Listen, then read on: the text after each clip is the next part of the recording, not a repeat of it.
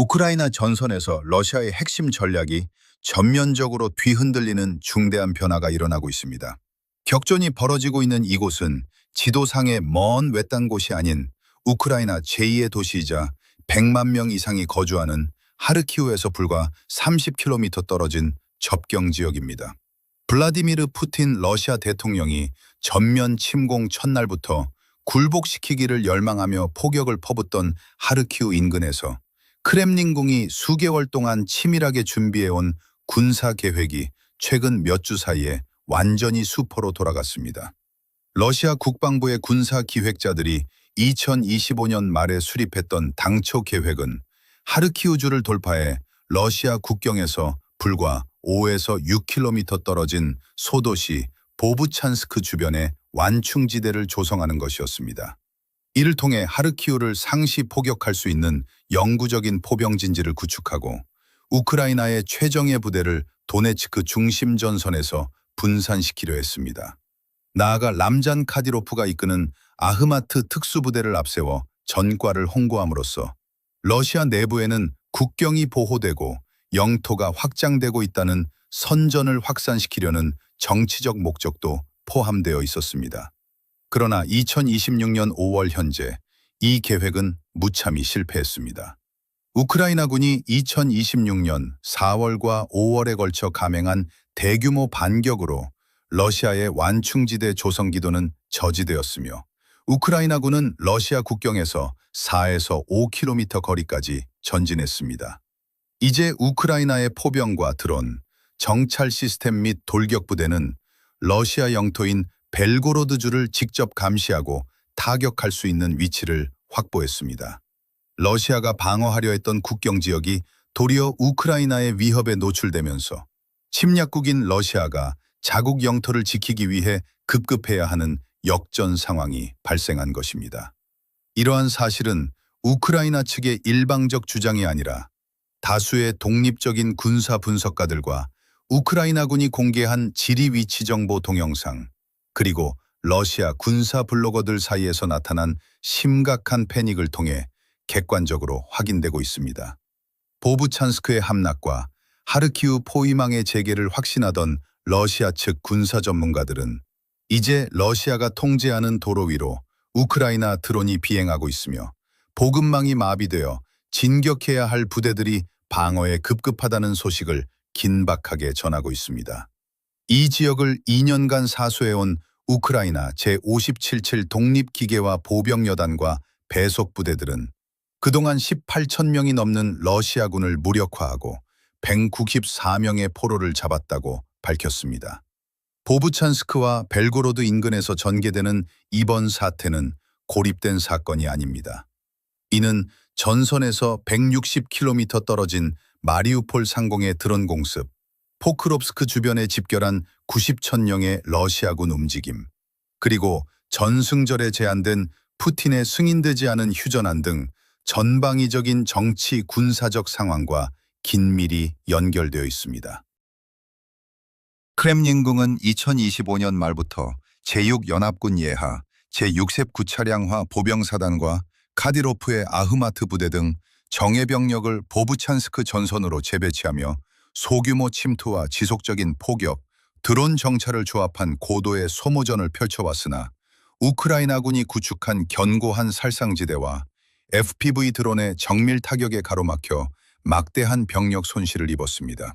우크라이나군은 단순히 방어에 머무르지 않고 러시아군의 공격 패턴을 분석한 뒤 2026년 4월 국가방위군 제2군단 소속 제23 돌격연대 등을 투입해 국경 인근 스트리레차 마을 주변에 러시아군 전방진지와 중대급 거점을 완전히 돌파하며 전략적 판도를 바꾸어 놓았습니다. 보부찬스크와 하르키우 북부 전선에서 러시아군의 전략적 패태가 구체화되는 가운데 전선에서 남쪽으로 약 200km 떨어진 후방 지역에서도 러시아군의 병참선이 심각하게 위협받고 있습니다. 우크라이나군은 점령지 마리우폴 상공에 다수의 드론을 투입하여 러시아군의 보급 인프라와 수송로를 정밀 타격하고 있으며 이는 불과 6개월 전까지만 해도 예측하기 어려웠던 수준의 고도화된 차단 작전으로 평가받고 있습니다.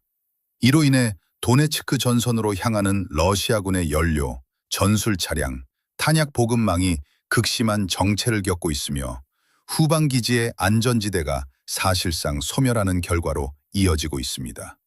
이와 동시에 러시아군은 도네츠크 지역에서 대규모 병력을 집결시키며 이른바 여름 대공세를 준비하고 있습니다. 우크라이나 공중강습군 예하 제7신속 대응군단의 전선 보고에 따르면 러시아군은 과거 점령하여 전초기지로 활용해온 포크롭스크 인근 지역에 제90 전차 사단을 전면 배치했습니다. 올렉산드르 시르스키 우크라이나군 총사령관은 현재 포크롭스크 방향으로 집결한 러시아군 총병력이 약 10만 6천 명에 달한다고 공식 확인했습니다. 이는 단순한 국지적 기습을 위한 규모가 아니라 전선의 전면적인 돌파를 목적으로 하는 대규모 공격 편성입니다. 러시아군은 포크롭스크 내부의 미호라드 지역에 지휘소를 설치하고 해당 정착지를 교두보 삼아 로도이스키 방향으로의 정심 돌파를 시도하고 있는 것으로 파악되었습니다. 특별히 제90 전차 사단의 전방 배치는 러시아군이 방어 임무가 아닌 중장갑 부대를 앞세운 공세적 돌파에 무게를 두고 있음을 명확히 보여주는 지표입니다. 이 구역을 방어하는 우크라이나군 부대들은 5월 초부터 현재까지 매우 치열한 교전이 지속되고 있다고 전했습니다. 최근 보고된 데이터에 따르면 우크라이나군은 이 방향에서만 러시아군 병사 329명을 사살하거나 부상 입혔으며 러시아군의 포병 시스템을 포함한 전술 장비 40대 이상을 파괴하거나 무력화했습니다. 짧은 기간 동안 발생한 이 같은 고정 장비와 인명 손실에도 불구하고 러시아 지휘부는 후방의 예비대를 지속적으로 전방에 투입하며 병력 밀도를 유지하고 있습니다. 크렘린궁이 추진하는 여름 공세의 전략적 논리는 명확합니다. 하르키우 북부에서 완충지대 조성이 실패하고 보부찬스크에서 방어 태세로 전환되었으며 남부 병참선이 차단되는 압박 속에서 러시아군은 여전히 자신들이 자원과 공세 주도권을 보유하고 있다고 판단하는 유일한 축선인 도네츠크에 모든 역량을 집중하고 있습니다. 푸틴 대통령이 천명한 전쟁 목적의 핵심인 도네츠크주 전역의 장악은 러시아 지도부의 정치적 정당성과 직결되어 있기 때문에 이 대규모 공세를 통해 우크라이나의 방어선을 포위 절단하고 종심 깊숙이 진격하여 향후 전개될 수 있는 잠재적 협상에서 유리한 고지를 점하겠다는 계산입니다. 그러나 이러한 대규모 기갑 및 보병 공세 계획은 침공 초기부터 러시아군을 괴롭혀온 고질적인 병참 한계에 다시 봉착하고 있습니다. 전차와 장갑차 등 중장비의 이동은 반드시 도로망을 필요로 하며 이를 뒷받침할 전방 집결지, 연료 저장소, 탄약고, 정비시설 및 보급로가 필수적입니다. 러시아군은 수개월 동안 도네츠크 후방 인프라를 구축해왔으나 우크라이나군은 앞서 언급한 마리우폴 및 도네츠크 주요 간선 도로에 대한 정밀 드론 타격을 통해 이 인프라를 실시간으로 파괴하고 있습니다.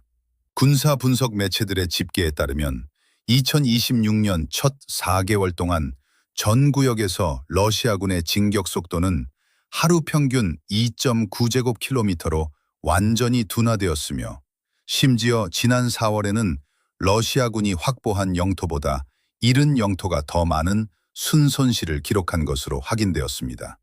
이는 러시아군이 도네츠크에 10만 명 이상의 병력을 밀어넣고 지난 3월 한 달간 8,000발, 4월에는 7,000발에 달하는 유도 활공폭탄을 투하하는 등 침공 이래 최대 규모의 화력을 쏟아부은 결과라는 점에서 가용한 군사적 자원 대비 전술적 효율성이 급격히 저하되고 있음을 증명합니다.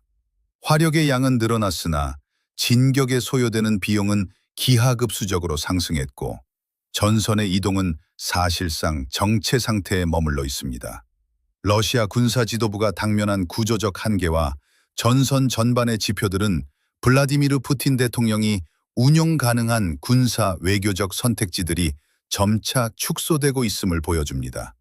현재 크렘린궁이 보유한 카드는 크게 5가지로 분류되지만 각 분야의 실효성은 이전보다 크게 떨어졌다는 것이 군사 전문가들의 일치된 분석입니다. 첫 번째 카드인 도네츠크 여름 대공세는 10만 명이 넘는 대규모 병력을 동원한 실질적인 위협이지만 북부 보부찬스크에서의 패퇴와 남부 마리우폴 보급망 차단이 동시에 작용하면서 공세 종말점이 예상보다 빠르게 찾아올 수 있다는 취약점을 안고 있습니다. 두 번째 선택지인 대규모 추가 동원령의 경우 크렘린궁은 은밀한 방식으로 예비군을 징집하며 전력 공백을 메우려 시도하고 있습니다. 러시아 지휘부가 공식적인 전면 동원령 선포를 극도로 꺼리는 이유는 지난 2022년 부분 동원령 발령 당시 발생했던 대규모 반대 시위와 국외 탈출, 군 기피 현상이 재발하여 체제 안정성을 직접적으로 흔들 수 있다는 정치적 부담 때문입니다.